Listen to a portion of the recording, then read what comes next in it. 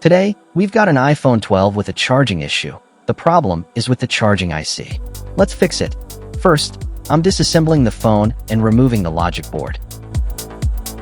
Now, placing it on the heating platform,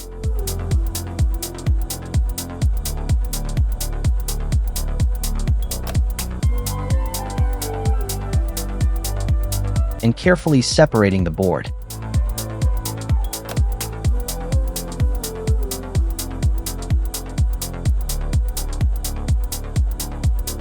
Next, I'll heat the charging IC with a heat gun and remove it.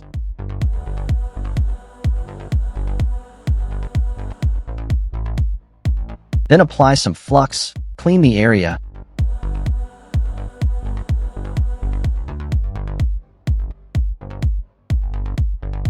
and place the IC back in position.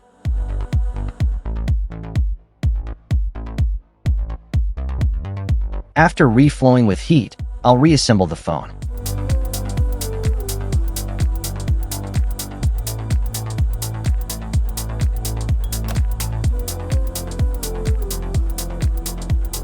And done, the phone is charging perfectly again. If this video helped you, please subscribe to Noor Telecom.